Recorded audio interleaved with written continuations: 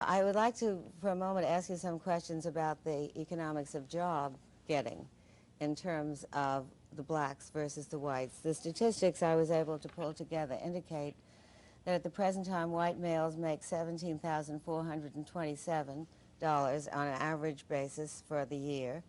Black males make $12,738. White females make $10,244, and black females make $9,476.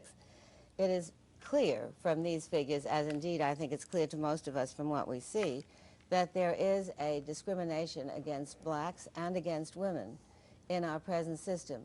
Since not all blacks will be superior, how would you try to even that out so that there would be some equality of job opportunities? I'm sorry you missed the earlier part of the program when I pointed out that where you find people not represented evenly, that does not show the institutional effect, because almost nowhere in human affairs do you find people evenly represented. Well, if you compare comparable people with respect to age, with respect to education, etc., you get a totally different picture, both with respect to blacks and women. Now, the figures that I saw, for example, showed more recently that if you take black families where the husband and wife are both college educated and compare them to a white family where the husband and wife are both college educated, the black family is now earning $2,000 a year more.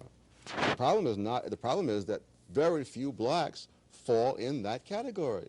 That when you compare category for category, then we're talking about getting people a decent education. I'm saying that you cannot say that numbers collected at the employer's place of business reflect simply the employer's policies.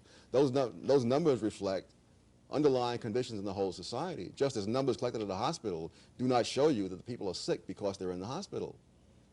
No, I would agree with that, but you would also have to agree that, generally speaking, women are paid less, for example, for the same jobs as men. No, I would not. I would not agree with that. If you're talking about women with the same number of years of experience, with the same continuous service, etc., then when I look at that, I don't find that disparity. I find, for example, in many cases, the women are making more, depending on how you break the data down.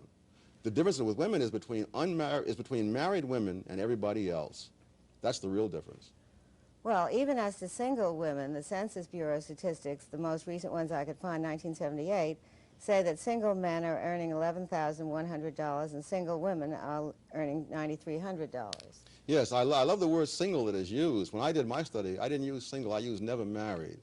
You see, a woman who is single at age 40, having spent 10 or 20 years raising children, is really not quite the same as a man of age 40 who's been working continuously for 20 years.